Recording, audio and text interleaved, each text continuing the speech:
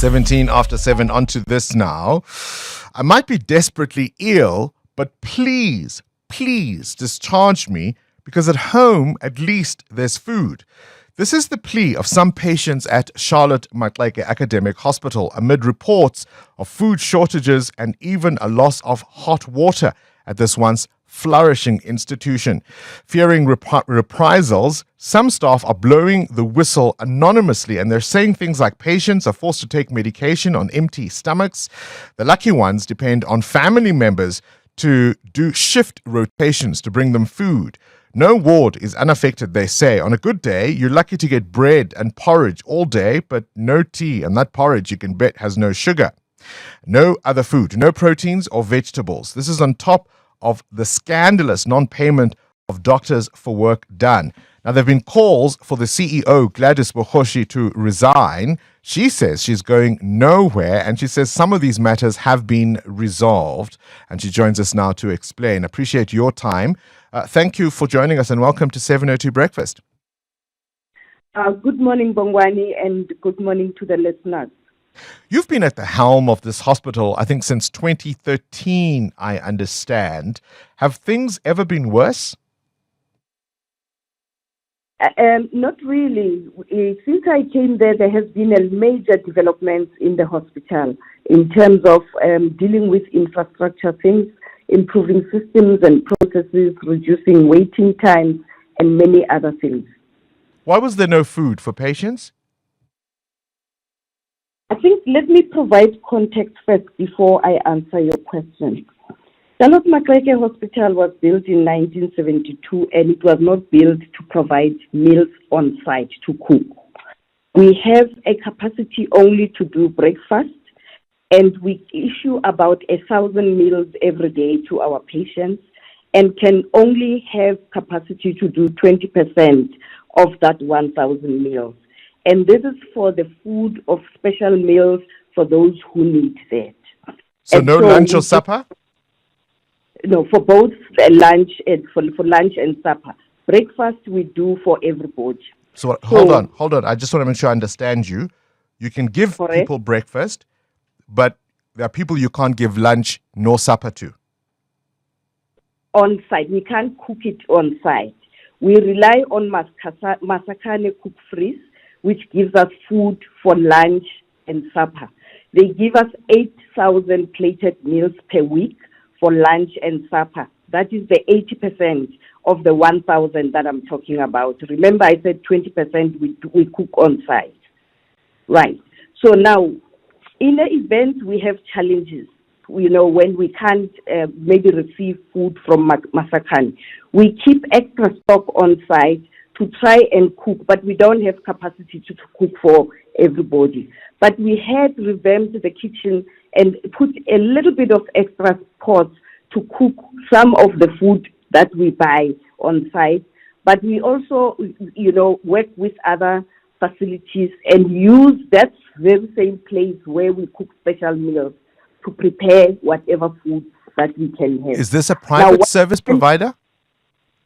Masakane is part of the department. It does supply food to other hospitals, but the difference with Charlotte Maxeke is that it's the volume that we use. Other hospitals will probably order vegetables only, but we order a full meal for our patients because we don't have a cooking site at all. We've never had since the hospital was built. All right. So what's your response to reports that patients were going without food?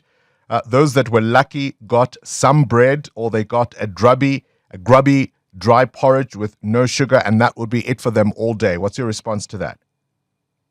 Yeah. On the 14th of April, Masakane had a challenge with the city of Tshwane where they closed them down. On that day, they were only able to send us 8 portions that were not affected by whatever they had with the issue of Tshwane. However, we on site, we still had some food that they had already sent, and we also had our own extra stock that I had spoken about. And immediately after that, the first 6 days since the 16th of April, we were able to give the patients the meals as we normally do, because we had the stock and we also had the extra that they had given us. However, beyond that, we brought in our contingency plans. Breakfast was cooked daily. And when we have this problem, because the area is small, we can only cook one meal. And we usually cook supper. And the reason for that is that after cooking, you have to clean up the place and prepare it for the next. We can't.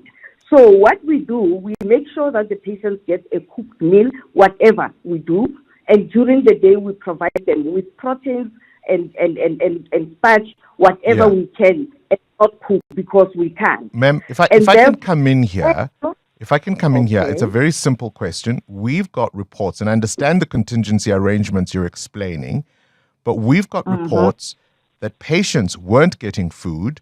On days where they were lucky, it would be dry bread or a grubby porridge. Patients were expected to take medication on empty tummies. Even children in pediatric care were lucky to get bread or pap or some soup, but they wouldn't have vegetables, they wouldn't have proteins, they wouldn't have the full nutritious diet you'd expect kids, perhaps whose systems are already compromised, to enjoy.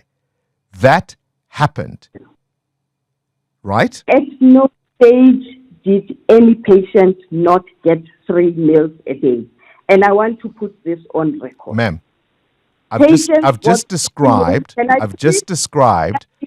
I need you to answer my question, though. You can't just speak if you're not going to answer my questions. That's why you agreed to this interview.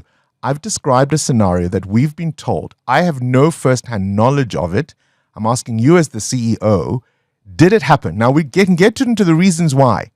But firstly, did it happen? Please answer that for me. Not happen. That's why I say I want to put it on record that every patient got 3 meals a day. Whether they ate it is a different ballgame, because if I don't like bananas, I will not eat them. Patients were cooked breakfast. Lunchtime, as I explained, it was not a cooked meal. Supper, it was a cooked meal. We tried our best and even borrowed some vegetables from other facilities, maybe not in the same quantities that they are used to. But I want to repeat, no patient went without food. For the whole what food did they receive? Did they receive the food that I described based on the reports? They received the food that was available on site. Which was what? And balanced fat, proteins, and vegetables when they were around, when they were available. We borrowed some vegetables from other facilities, but like I said, it was not a full meal in terms of how we normally see. This is why I'm struggling, because I feel like we're going around in circles. I'm asking you very specifically what these patients said they received. You're telling me they got 3 meals a day, and I'm asking you, but were these meals the way that I described them? And you're saying, do you see what I mean? Upfront, Bongani, that they were not getting the same meals that come from Masakane. We had to use. So is it then true that what they described as getting dry bread, grubby porridge, is that true? That's all they got. Porridge, can I just say, if it's a grubby porridge, it means even right now they are getting a grubby porridge, because it's the same porridge that we cook every day for them. As we have started cooking from the 5th of May, when Masakane started delivering food. The lunch, the patients are getting the food that they used to get from Masakane, including the supper. Another allegation is that a number of doctors claim they have not been paid, some for as long as 3 months. Can you respond to that one? Indeed, there was a challenge in terms of paying some of the doctors, but it has been rectified. We have submitted their documents. Some of them have already been paid. I think the last ones are going to be paid tomorrow. And we really apologize for the glitch that had happened. What was the reason they weren't paid? How many haven't been paid, and for how long were they not paid? It was a different number. I cannot remember the numbers offhand in my, currently right now. Could it be 5? And, Could it be 10? Could it be 15? What's your estimate? I think it was about 10 doctors, if I'm For not how long wrong. were they not paid? Some were from February, the others were from March. Yes. I think two What was from the reason? There was a new system in terms of the approval of filling of some of the posts from central office. As you know, that it was mentioned that financially as Gauteng Health, we are battling. And so it took a little bit long to approve those posts. And as you know, that government closing a financial year is in April. We had challenges in terms of the systems being opened and us submitting the documents. But like I have said, a lot of them have been paid. If there is anyone who is not paid, it will probably be a payment from tomorrow. Have you been without a salary in all this time? Who? Myself? Yes, yourself? No. So you were paid all No. along. The glitch didn't Yes. affect you.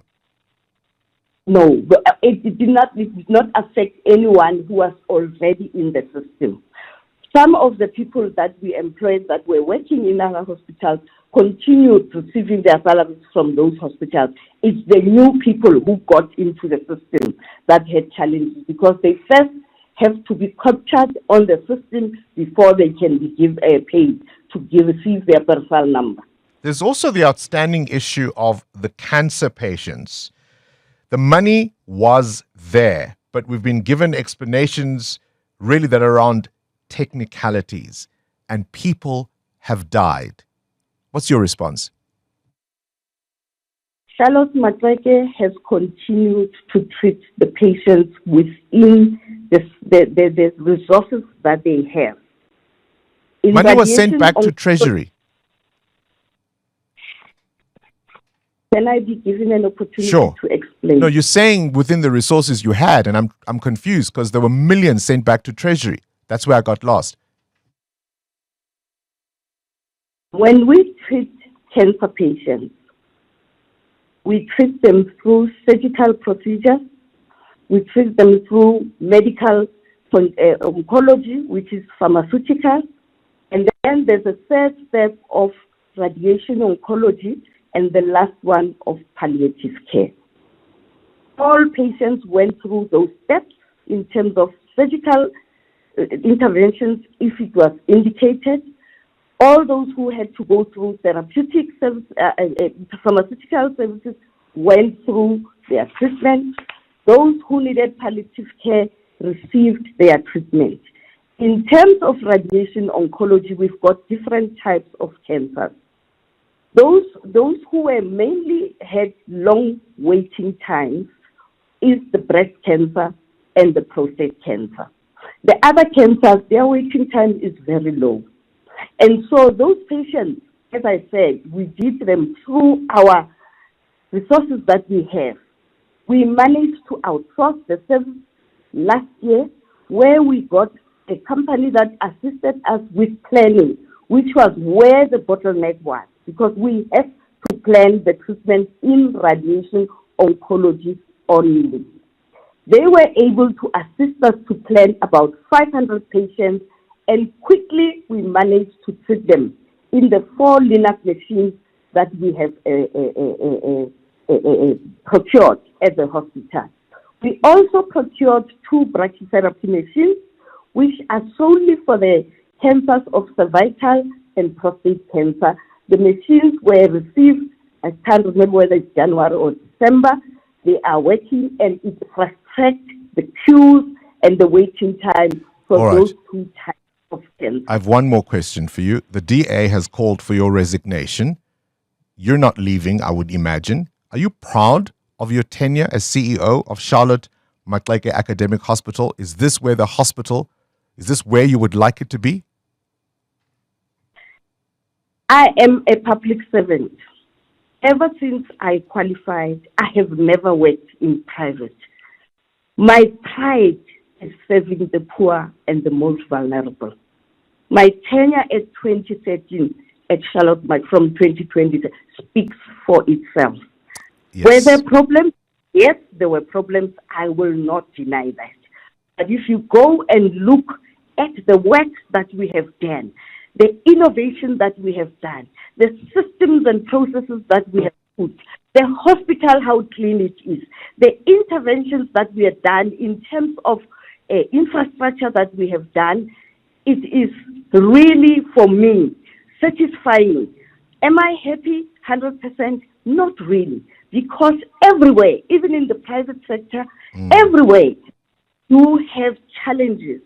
Remember, 87% of the public depend on the public sector, using only 4.8% of the GDP. Me and you have got medical aid, which is 13%. Yes. We use more of that GDP to look after ourselves. Gladys Bogoshi, I really appreciate your time, but we have run out. But I think, as you say, your record in at Charlotte Maxeke over these last 12 or so years does indeed speak for itself. Current events, developing stories, tough questions, your voice making a difference. This is Breakfast with Bongani Bingwa.